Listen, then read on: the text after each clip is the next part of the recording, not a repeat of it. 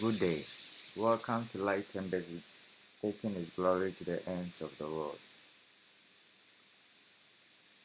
Today's devotional is captioned, Don't blow your own trumpet. Don't blow your own trumpet.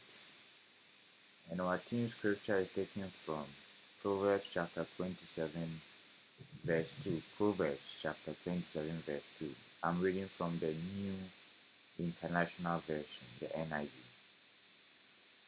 It reads, says, Let someone else praise you and not your own mouth. Let someone else praise you and not your own mouth. An outsider, that is a stranger, and not your own lips. Again, it says, let someone else praise you and not your own mouth. An outsider and not your own lips. Christianity is a call to perfect holiness. It is training in righteousness.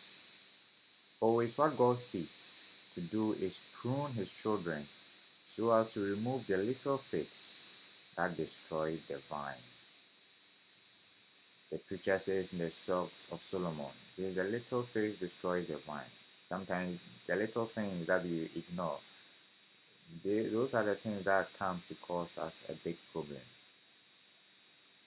He always seeks to take away from your life those things that lead to evil. There are Christians who like blowing their own horns. You can be around them for just an hour and know all about their achievements, accomplishments, associations in life, their acquaintances. Such Christians, their motive really for this is to seek the honor and respect of others.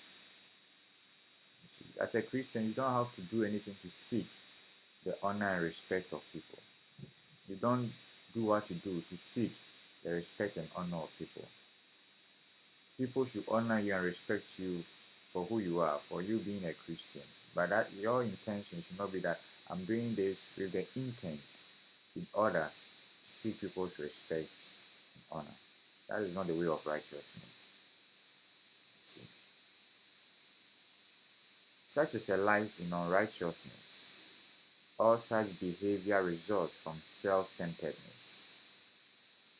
Not only do the flocks exude such attitude, nowadays around the world we have ministers of the gospel who have given themselves all kinds of titles just to show off. All kinds of titles. All these in the house of God. They come boasting and showing off all their achievements in the church.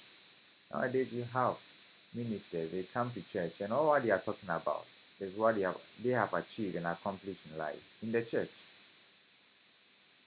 This even becomes the sermon for the day. Such is carnality. This is not spirituality. The church is a house of spirituality, but all this becomes carnality. Paul, Peter, James, John, and the earlier disciples of Jesus were not like that. They weren't like that. Jesus admonished us on the way. And why were they not like that? Because they have walked with Jesus. You see, with the exception of Paul, who rather saw Jesus after the ascension of the Master. These other apostles and stuff, they walked with Jesus. And that's why the attitude were different, because they learned it from Jesus. Jesus said, Learn of me, for I am meek and lowly in heart. When you study the Master, look at how great he was. God in flesh himself. He said, all things that the Father has are mine. But look at how he lived, how he behaved when he walked on this earth. So they learned this from Jesus. Jesus himself admonished us on the way to live, how our attitude in life should be. He projected to us the presentation of a low-key profile, the life of a low-key profile. That's how Jesus lived, and that's how he wanted us to live. Jesus said, when you read Luke chapter 14 from verse 8 to 11, he See, he demonstrates a certain type of wisdom to us. It says, when thou art bidden of any man to a wedding, sit not down in the highest room, lest a more honorable man than thou be bidden of him. And he that bade thee and him come and say to thee, give this man place, and thou begin with shame to take the lowest room. But when thou art bidden, go and sit down in the lowest room, that when he that bade thee cometh, he may say unto thee, friend, go up higher. Then shalt thou have worship in the presence of them that sit at meat with thee. Then the master goes on in giving this parabolic presentation to us. He goes on to say, for whosoever exalted himself shall be abased, and he that humbleth himself shall be exalted.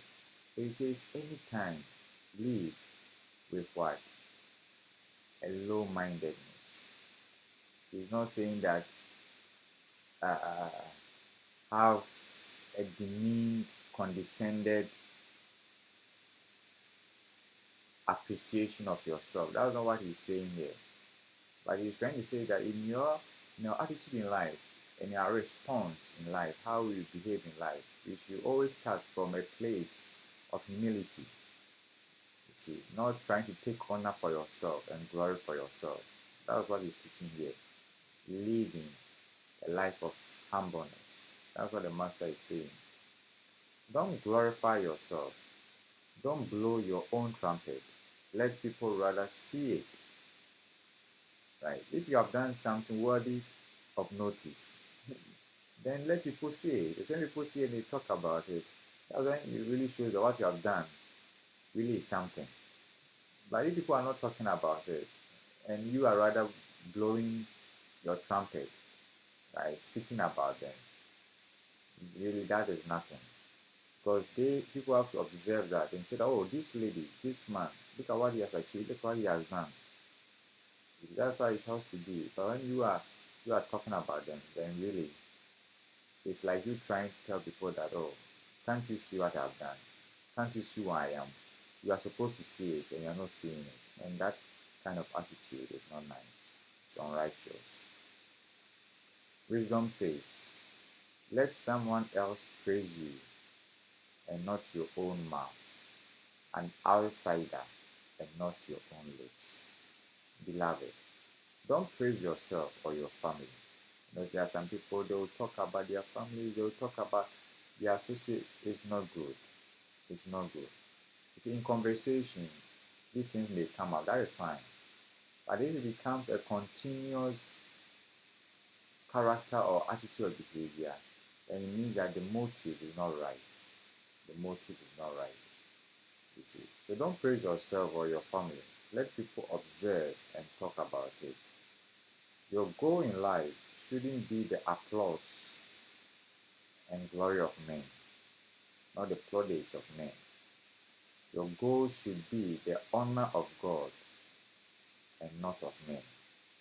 The master said, how can ye believe which receive honor one of another, and seek not the honor that cometh from God only? So you are supposed to seek after the honor that cometh from God only. Therefore, don't boast of your abilities, don't boast of your accomplishments, and don't boast of your achievements. God bless you.